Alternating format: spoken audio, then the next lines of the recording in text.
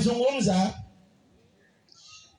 ukiwa wewe ni mwanafunzi na umeenda shule ukaambiwa na mwalimu, nenda ukaandike mbwa wenu, ama rudi nyumbani uandike mbwa wako alivyo, kisha uniletee. Anayemjua huyo mbwa nani? Ni mimi, si ndio? Nasema hivyo kwa sababu hawa ndugu zangu wa kisiasa, mimi nimeandika mbwa wangu na hakuna anayeweza kupapot kuniandikia mimi story yangu. Kwa hivyo nataka niwaambie ya kwamba mimi nilikuwa UDA na niliyezungumza naye ni party leader wa UDA na nikamwambia mimi ni president. Juzi nilisikia ndugu yangu anaita mkutano, anasema Aisha Juma alimwandikia message rais siku ya Jumapili. Ile simu ile ushahidi.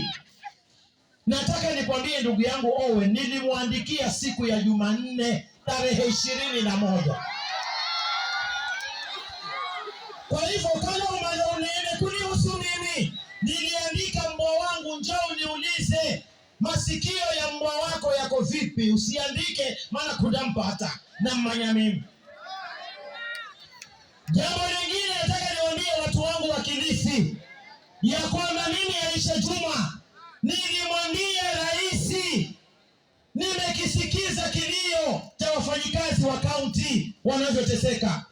Nimesikiza maisha ya watu wa Kilifi, hospitali ambao zinawataabisha kule. Nikamwambia watu wa Kilifi wanateseka. Your Excellency, niruhusu mimi Aisha Juma nikuachie gavana wako wa Broadbase, mimi nitakuwa gavana wa watu wa Kilifi. Na nikashika mkono kwa sababu aliniambia mimi nataka wewe umuache huyu ndo gavana wa Broadbase, alafu wewe uniunge mkono mimi nije nikupe uwaziri.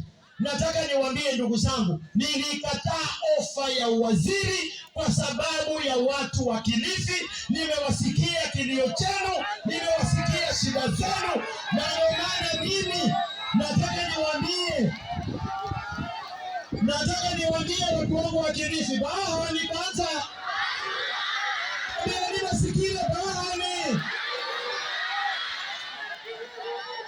Sidari chao, sidagonya, sidaerera. Ena mwana niambie, amalai kusikia historia yangu.